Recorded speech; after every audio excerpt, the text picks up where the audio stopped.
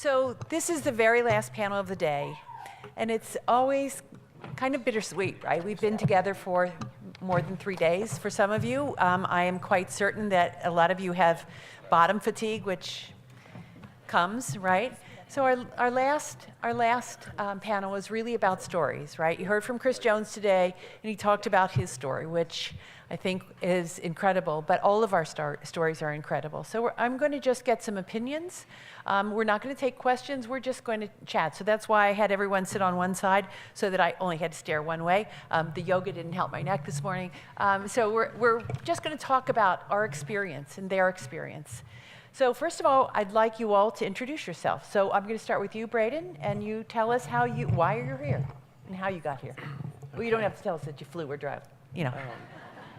I'm Brayden Hester, and my brother has muscular dystrophy, so that's why I'm here. Good. I'm Diane, Friar, and I had two grandsons with Duchenne. I'm Mike Gaglione. I have a 22-year-old son, Michael, with muscular dystrophy. I'm Colin Rench. Can you guys hear me? Or do we need to lift the mic up? Good. And I'm 24, and I have Duchenne, and I'm on the Adult Advisory Committee. I'm Gretchen Egner, and I have a 19-year-old son, Nick, who has muscular dystrophy. Hi, I'm Dee Dee McGee-Castle. I am the stepmom, or mama too, of Anthony Castle, who's 18 years old with Duchenne muscular dystrophy. Good, thank you. So Mike, I'm going to start with you, and can you just tell me a little bit about the diagnosis and what the diagnosis meant to you? So we were diagnosed when Michael was 5. Obviously, it was, devastating, at the time. There was a lot of, crying and everything like that. But, we have we decided from the very beginning, that, we were going to have a very positive outlook as far as how we, raise him and find the best care for him. And that's how we find PPMD. So, I was just talking to my wife about it. We said, we have a common enemy now, and we have common goals. So, that's kind of how we look at it. We try and be positive, with our son.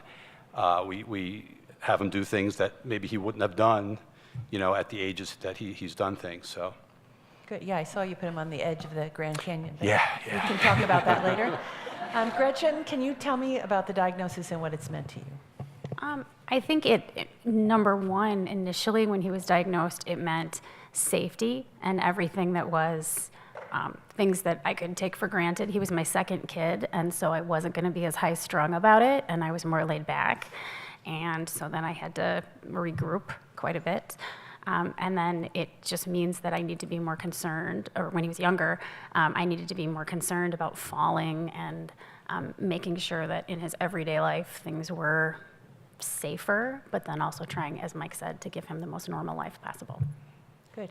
And Colin, tell us what the diagnosis meant to you. Oh, well, for me, I was diagnosed when I was 3, a little closer, yeah, I think that'll be good. Yeah, I was diagnosed when I was 3, so like, many kids with Duchenne, I probably didn't think too much about it, just I was a little bit slower, things like that, until I was, maybe 7 or 8, and then I think I got, finally heard the word. But, it's meant a lot of different things, a lot of, struggles, a lot of obstacles, but also a lot of interesting opportunities to see the world in a different way than I probably wouldn't have gotten to, if I hadn't had Duchenne. And I'm also a problem solver. I love to solve problems. And I'm also very creative. So it's, I really appreciated the opportunity to kind of figure out some solutions to some issues. And that's really what you have to do. I mean, because you can sort of spend your time being bummed out, but, that wouldn't really be, and that's kind of who I am too. So yeah, it's meant really that there's more hurdles in my life, and I've seen life in a different way, and for my family too. I think we've all, the experience has taught us all a lot. So. Thank you. So Brayden, I'll pull the microphone over by you if you don't mind.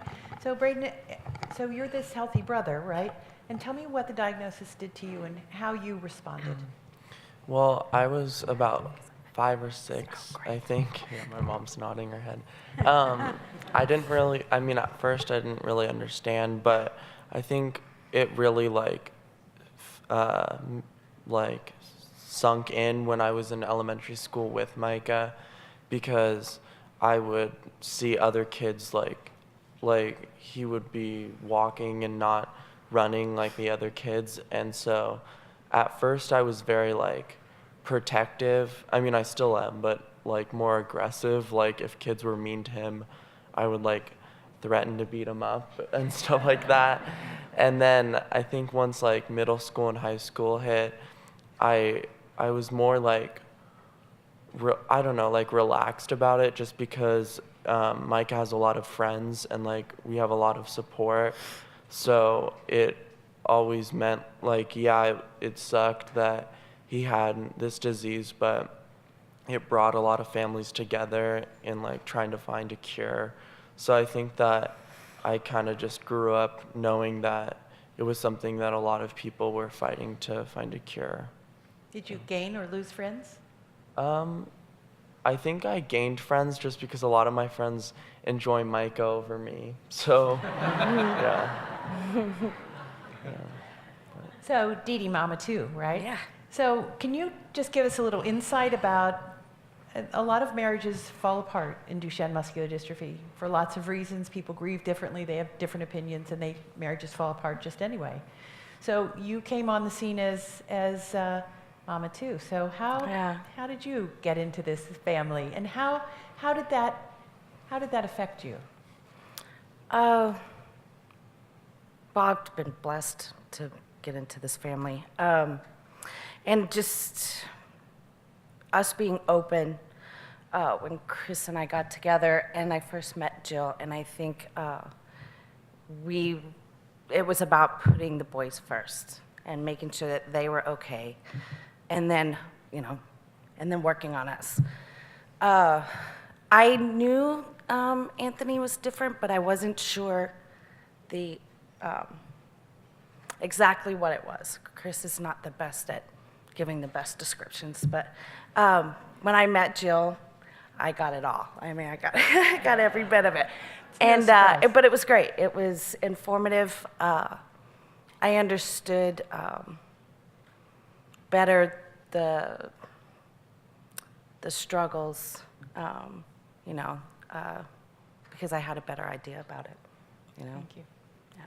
So Diane, you're a grandma, and sometimes I think as a grandma, because you care so much for your kids, and then you have a grandchild who's ill, and as maybe some mother-in-laws or mothers have opinions that are different than their children, it's hard to get in there, right? It's hard to know when to zip your mouth or when to open it, and it feels sometimes double pain when you're watching.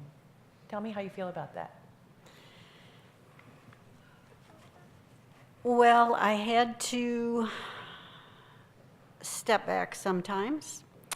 I try really hard to wait until I'm asked for an opinion or a thought, or to enter into the conversation.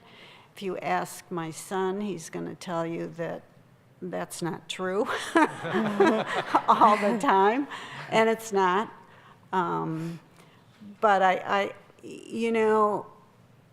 I'm not there. I don't live it 24/7, and so I don't understand all of the stresses and all of the needs that go on exactly. I'm there a lot, so I do understand a good part of it, but I just try to wait to be asked. And then I do give my opinion and my thoughts. I'm a grandma too, I'd never give my opinion. So Mike, where do you find strength? Where do I find strength? Well, that's an easy one. Michael, I look at him. and you know, what he goes through every day. And I think that is, you know, kind of cliche, because that, you know, everybody could say that, but it's true. You know, I'm there to help him, and you know, I can, you know, it's hard to try and put yourself in their place, but you really can't. So that's, you know, if he can do what he's doing, then that's, you know, I can do whatever I need to do.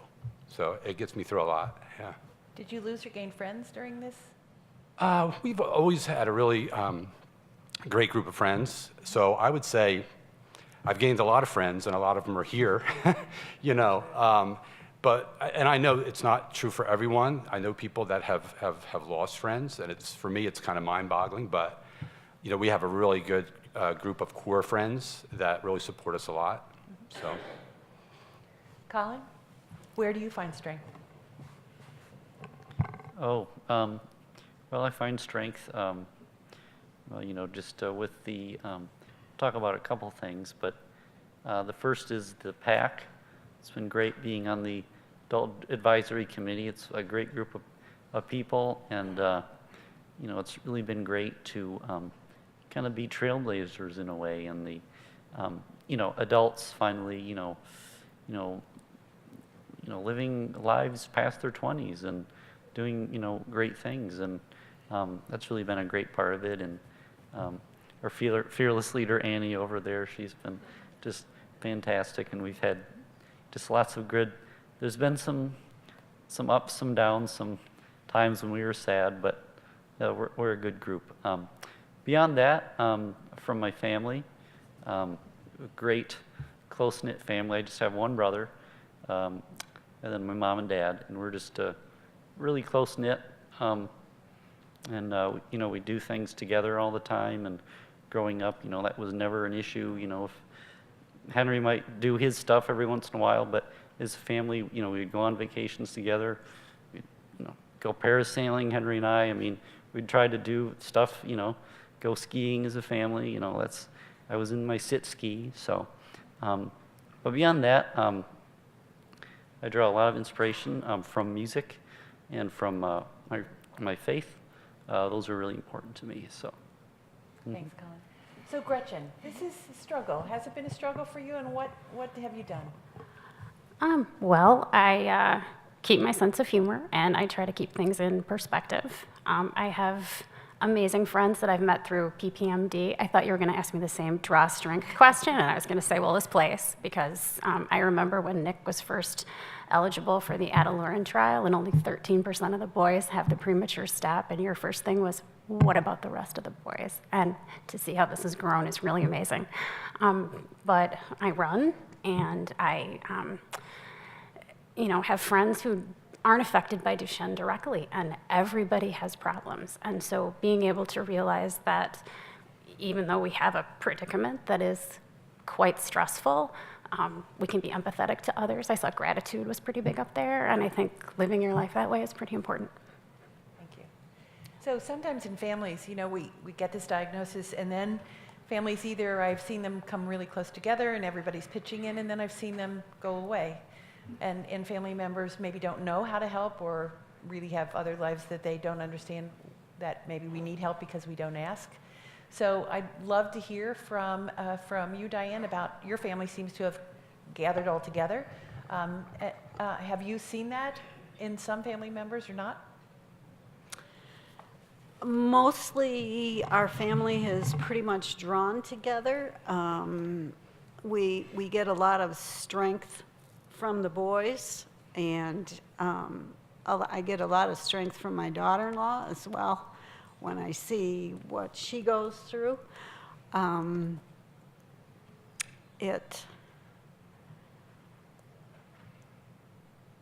family has really pulled together. And I can't say that we have been distanced by this at all. Even some family members that were kind of on the edge before, I see them so supportive of everything that is done, fundraising and gatherings. They're always there. So it's been overall, it's been very good. Thank you. So Brayden, so has Duchenne influenced the things you do in high school, the choices you make, the plans you have for the rest of your life? Well, I think like moving forward, I've like thought about going into research in gene therapy and maybe studying it in college. And then in high school, I think that it's just kind of opened my mind up to like making sure that Micah's, or not even Micah, but like all kids that not necessarily have Duchenne, but kids that don't always have a voice in school are like heard and held accounted for. And I think that that's really shaped who I am as a person. Thank you. So I'm going to just say Mama too. Tell me about your relationship with Anthony. How did that happen? Well, I think, and even with both boys, I kind of just, I wasn't overbearing. I kind of just sat back and waited for them to come to me. And I really don't know how it started, but Anthony and I have a thing where we call each other, he calls me a turkey and I call him a chicken. I mean, he's not a chicken by any means, but we just have, since I've met him. So that was kind of our connection. And then I don't know, the way we can talk, he has, well, when I first met him, he had no filter. You know, he would tell me all kinds of things. As he's getting older, it's a little bit more. But, I mean, just the things that we share, he's got a great taste in music. You know, I don't mind listening to his music. And just some of the, I took him for his 16th birthday to LA to see AC/DC, his favorite band. It was just me and him. So we just, I don't know, those kind of, you just have a really good connection. Yeah. Thank you.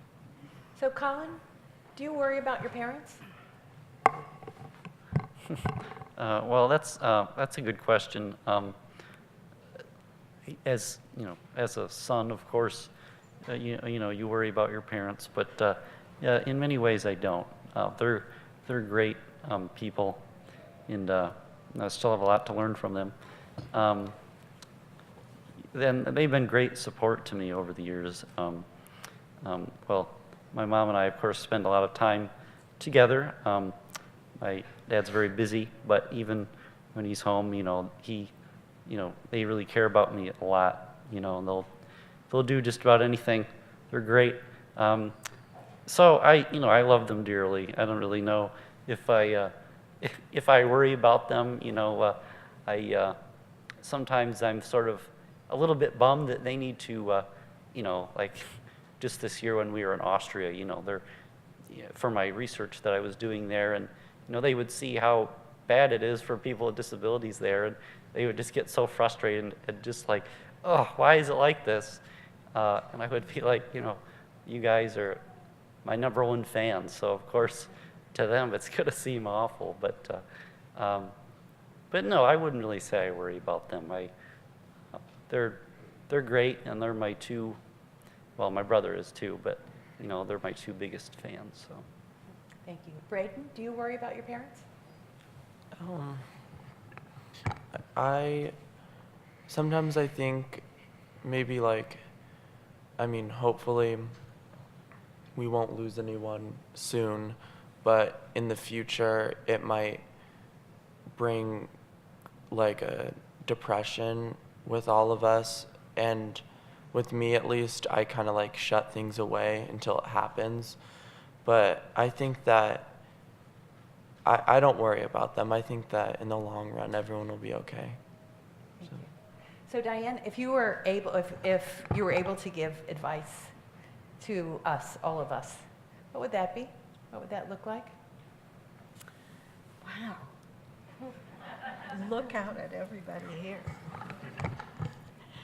I would say to find a way to put the heartbreak aside and gather all the positivity that you can, because there is a great deal to enjoy and to share with the boys. And if you look at the progression or the bad things, you're going to miss a lot along the way. Thanks. Gretchen, if this were 10 years ago, what would you tell yourself? Wait, a lot's going to happen. I guess mainly just to relax, make sure that you take care of yourself. You know, nothing awful is going to happen today.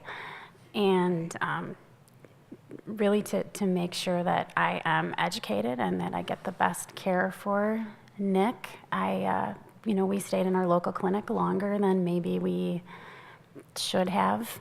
And I think now parents have more access to information because he was diagnosed pre-Facebook, pre-social media. So I would say get yourself educated, know everything, but try not to freak out, be patient, because great stuff is coming down the pike. Mike, what would you say if this was 10 years ago? If this was 10 years ago, What would well, you tell yourself? what would I tell myself? Well, I know 17 years ago, there was nothing like we have today, and really 10 years ago, pretty much the same thing. So kind of like what Gretchen said, I mean, you have to just, you know, live every day. We try and keep things normal. Look at how much stuff is going on right now. Like Chris said today, gratitude. You know, we have a lot of gratitude, you know, for being a part of this family. And, you know, Michael was able to get into a trial after all these years. So, you know, that was big for us. But I am not a worrier. You know, I'm usually telling my wife, relax. I like to worry when it happens, you know. So, yes, it sucks, but, you know, we try and keep things as normal as can be, you know. But, yeah, I would just say try and, you know, don't freak out. You know, you have to, you know, we don't make it, you know, Duchenne is not like we're home. We don't talk about it. We do our thing, you know, every day. And I thought Chris's presentation was great. He said it's those in-between things, like, and it is, like, we have a great time just being home with Michael's friends, hanging out. You know, yeah, we have great vacations and stuff like that, but it is just the times at home, just doing goofy stuff, which I'm a specialist at. So, so yeah. So, Dee Dee, what was the biggest challenge when you walked in this door? Did you ever think, oh my God, what did I get myself into? Walked into the conference store or walked into... I was a little nervous about that too. Conference, right? But this is amazing. You guys, this whole conference is incredible. I've been truly impressed and learned so much. I don't know. I don't really think I felt when I walked in the door that, wow, what have I got myself into? I don't think I ever felt that. I think at the beginning I felt like Anthony was fragile, and I was a little, and I think there's a few people that, you know, feel that way when they first meet a boy with Duchenne or any of that. But he let me know his limitations, and we worked around that. I understood that I don't have to treat him like he's fragile, you know. Yeah, he let me know that for sure. But he was really good at letting me know his limitations. So I just let him guide me, you know. But I don't think I really felt like, oh my gosh. I mean, there are moments where I feel sad, you know, and there's moments where I feel really happy, but all in all, I don't think I ever felt overwhelmed by it. No. Good. So Gretchen, back to you again. So tell me, if this was the beginning, right? If this was that new diagnosis for you and you came into this room, what would you predict for a future today? I mean, you don't have to say XYZ will be approved, but how would you look today if you were starting again?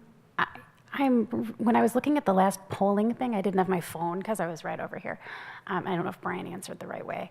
But I like the idea of some kind of like a cocktail of drugs. We use cocktail, but Nick's been in a study where he's been taking medication 3 times a day for off and on for 12, 14 years, something like that.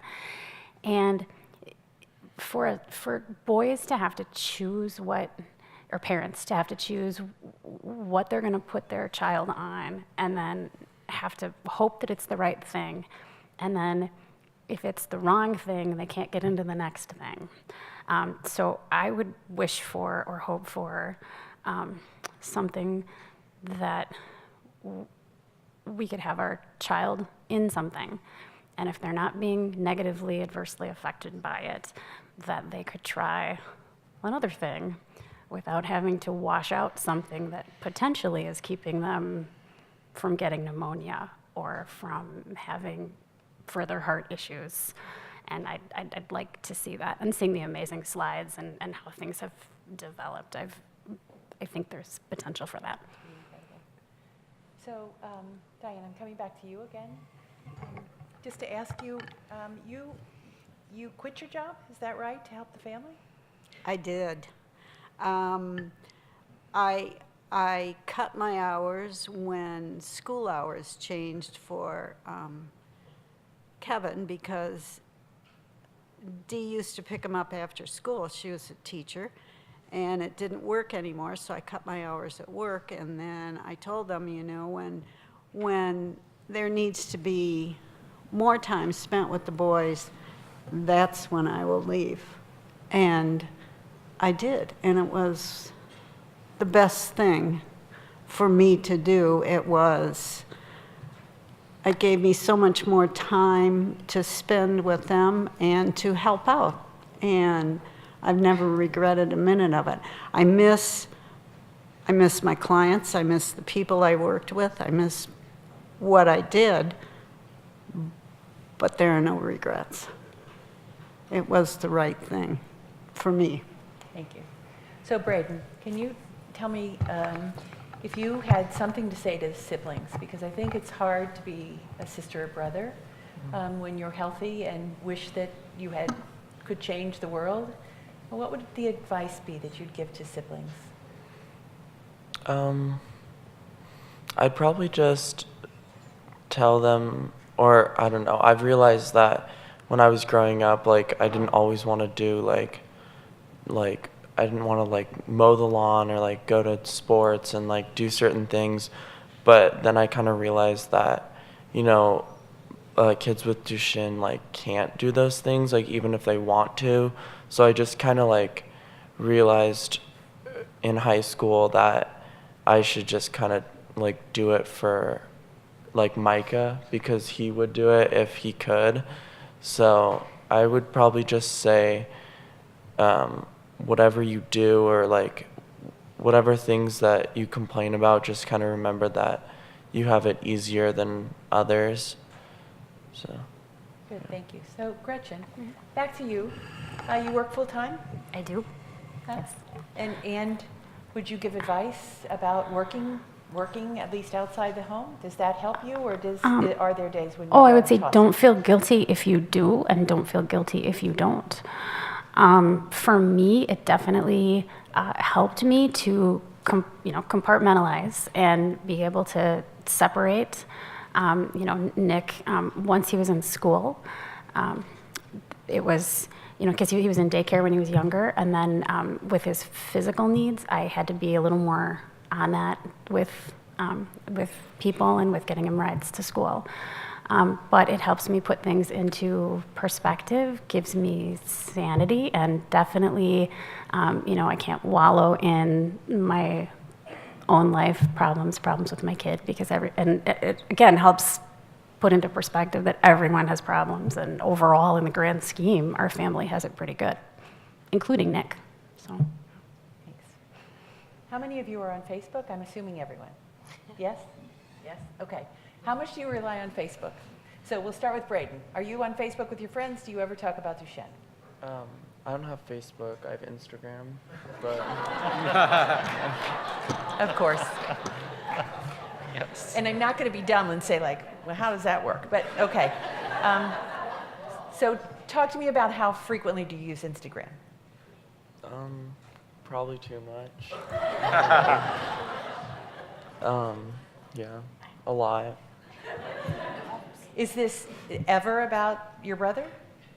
I mean, sometimes like friends will post stuff with Micah, so, and he has one too now, I think.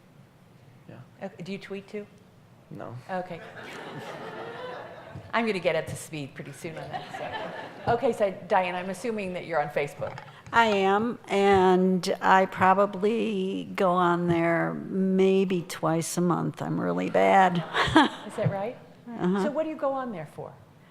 I will go on there when I get notifications that, you know, something's coming up with PPMD, or somebody has posted something about an upcoming fundraiser. Otherwise, I'm really not on there much. Okay. Mike, do you follow it? I do. At least once a day, I would say.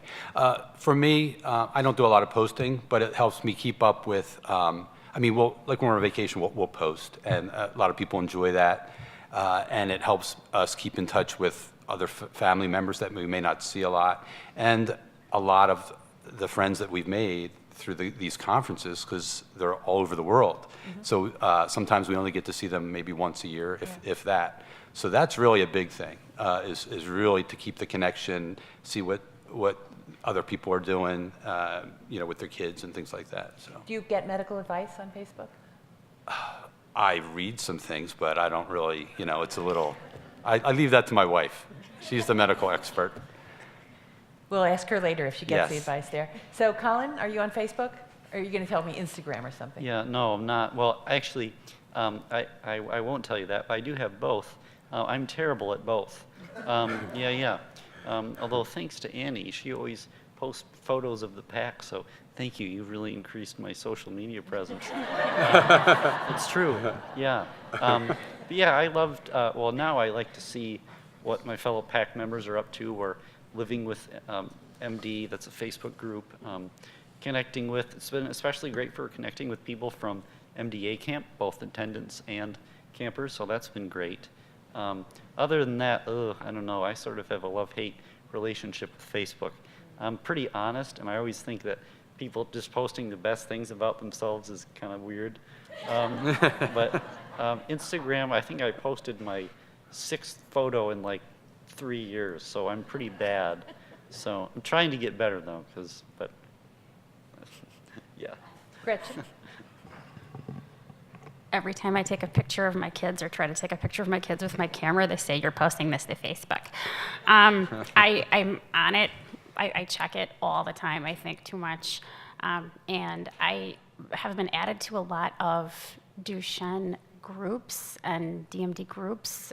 And really, like Mike said, some of my closest friends are people that I've met through this community. And I enjoy hearing about them and connecting with them, not so much through anything specifically medical, but when something happens to, you know, someone's son or, you know, a friend of mine that has Duchenne, I worry, I'm concerned, but I don't get medical advice very often, and I've blocked a couple people who've given me advice. Okay. I do use Facebook. I don't use Instagram. I have an account, but Oliver set that up for me, so I don't really use it.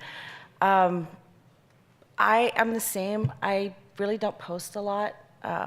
It's kind of just to stay connected with family and friends that are spread out everywhere. Jill does have me in a couple of groups. So I do read and kind of keep up and see what's going on with people and and that type of thing. But no, as far as any type of medical advice or anything like that, no. I really get it for free. So while we're on the topic of medical advice, we're going to switch to marriage. Does that like link right together? So what advice would you give stepmoms out there, Dee Dee?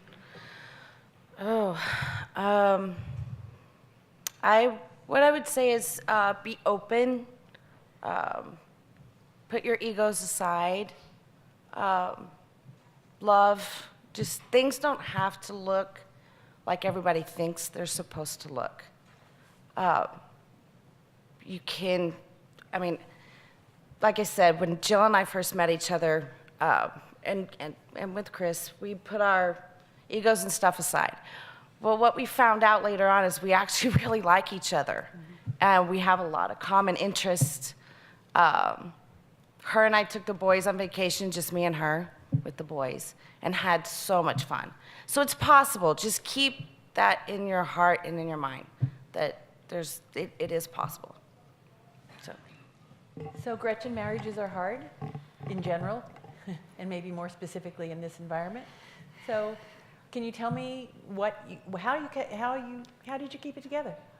I think we're pretty honest and open with each other. I'm pretty good at complaining, and I think if we have issues sometimes with our boys getting along. My older son Alex is exactly like my husband Brian, and so they butt heads all the time. I think with Nick, sometimes we might disagree about things, but Brian will defer to me a lot about some care things because he knows that I'm more focused on it and stay more in touch with things with the community. And when I feel like I'm gonna lose it or I'm frustrated, when I do get upset or overwhelmed, he's usually quick to be there and be a more calming influence on me. Can I ask you one more question about this as well? Maybe.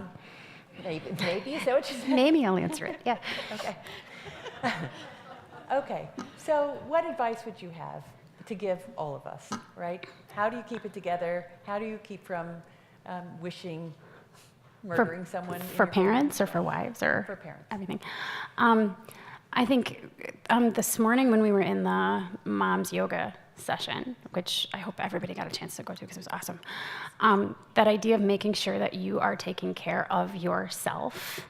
And being a martyr doesn't look good on anybody. So if you need help with something, if you feel like you can't cope, reach out and ask somebody for help, whether it's your medical provider, if it's a spouse, if it's a sibling, if it's a friend, if it's a neighbor. Don't be afraid to ask for help. Definitely, everybody who's in this room is already aware of and familiar with PPMD, but the more friendships you cultivate here and relationships you have, I think that's very, very valuable. And I'll say it again, everybody has issues, everybody has problems, so be empathetic and watch your wallow. Don't get too caught up in your problems. Thank you. So, Colin, and I'm going to ask all of you this. You now have adults in your house, and sometimes politically or in other areas, you have differing opinions. So how is it to live? Colin, do you ever disagree totally politically or otherwise with your parents, and how does that get resolved? Well, no, we actually are pretty similar in a lot of respects. My parents both really value, logic. They're both scientists. My dad's a physician. My mom's an engineer. So everything in our house has to be like dissected, like rationally. Sometimes I'll say funny things like, "Oh my gosh, I think, I don't know." I'll come up with some crazy thing like, "Oh, my back hurts today because, I don't know, it's raining." I would never say that, but that's an example. And my mom would be like, "No, sorry." And I think because of that, we actually end up being on the same side of a lot of issues. My brother and I are probably a little bit more liberal because we're both artists, we're both musicians, but actually, we're all sort of, because of sort of my experience, really I can speak to something different, which is, sorry not to change the question slightly, but those who have had different political or religious views or something, and then having, encountered me, they sometimes kind of come to see things in a different way. So that's kind of been more of my experience, is that for different families, sometimes they had maybe a notion about something, and then they see, oh, well, he's got a lot of differences there, maybe I should be more open about other groups, for whatever reason they might be different, so. Thank you. So Mike, how do you hold the marriage together? Just do what Suzanne wants? Exactly. She will not say that. No, we. Just kidding, Suzanne. Oh, come on. No, we. I always preach this. Always played sports. We're a team, and I tell that to Micah when he starts to veer off the team, right, Mike? I said we're a team. Why? You got to come back into the team here. But we definitely try and make time for ourselves. For sure, especially now Michael's older. He's been blessed with a lot of good friends. So we're like, who's coming over tonight? All right, we're going out. So we definitely try and make time for ourselves. You have to do it. Yeah. Or you're just you'll just separate. It won't work. You have to have time for yourself. So. Yeah. Thanks, Diane. What advice would you give? What advice would I give? Yeah, to keep the marriage together. Do you ever see things peeling apart and kind of want to step in and say, I'm going to fix Well, this? Or? since I've been divorced for 28 years. Yeah, but no, but we're not talking about that one. We're talking about the other one. You're watching. Yeah. I try to give Mike and Dee time together. I'll be over there. They've gone on 7-8 day cruises, and I've been there hanging with the boys and getting them to school and getting them up, and it's important to do that. They also have friends who will come over and hang with the boys so they can go out, and I think it's important for them to just spend time together when they can. And they also spend, especially my son, spends time by himself, off doing other things. So it's important to have that twosome time away as well. Thanks. Brayden, how do you encourage Micah to be independent? I don't really think I need to encourage, because he's pretty independent. He spends a lot of time playing video games, so but he's also social, but I don't think I've ever had to encourage him to be independent. Gretchen? How do you encourage independence? I think bringing Nick to the conference helped him to see, other guys with Duchenne, tooling around and doing things. And then he turned 18, and there was always an expectation that he was going to go to college because, that's what you do. And so we never strayed from that, really, that there might have been a question of whether he would be able to live away at school. But we never discouraged that. That was sort of his own doing. We happen to have a very accessible university that's about half an hour away. And I don't really know that we did anything, but he, just finished his first year of college, and he lived in the dorms, and he was able to set up his own care for the most part, and I guess we encouraged him or supported him by letting him know we would be there if he needed anything. If it didn't, if he was having issues, he could be open with us. We do worry that he tends to stick with the friends that he already has and isn't super outgoing that way. I do think he spends too much time playing video games, but he's social in that. So in a different way of looking at it, he's able to put on his headset and talk to his friends without having to go to their houses. And he has friends in Texas that he met from playing video games and stuff. So do you worry about him online? I mean, at all? I don't, because he's a pretty sharp cookie. And he is most of the time he's playing with the friends that he's pretty tight with. But he's 19 and he is a pretty solid decision maker, so I don't worry about that. Thank you. So Colin, how are you independent, and how much independence do you sort of take to make friends, go out by yourself, go off on your own? Okay, yeah, well, I went to, college about an hour away, in Hope College in Holland, Michigan. We have a Tulip Time Festival when we have a working windmill, so that's interesting.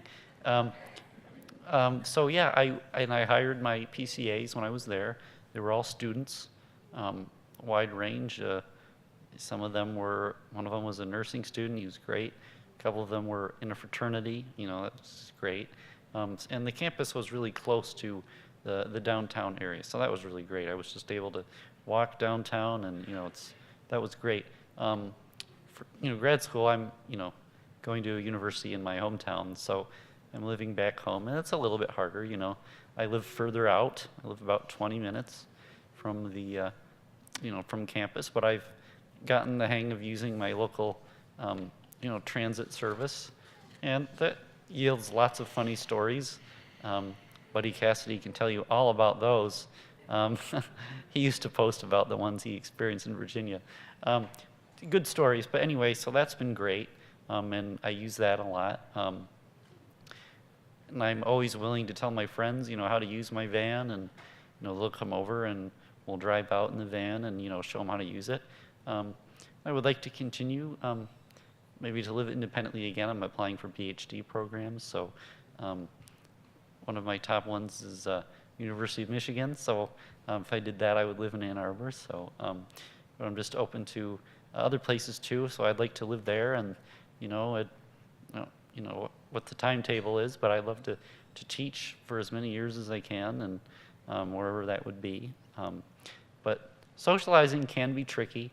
I'm not really the most extroverted person ever, but I do have a good group of close friends, and so that's good. All right, it is time to party. This conference is now officially ended, and we are going on to around the corner, I think, to the bar, and then to dinner. So I wanted to thank all of you. Next year is Orlando, Florida, June 26 to 29. I don't know where we'll be in 2020, but we may well land back here at the Phoenician. I think it's been a really wonderful conference. I think the place is beautiful. I can't thank enough all the international friends that have come to this conference and all the locals from the United States. So thank you all for joining us. And this panel is pretty terrific, smart people.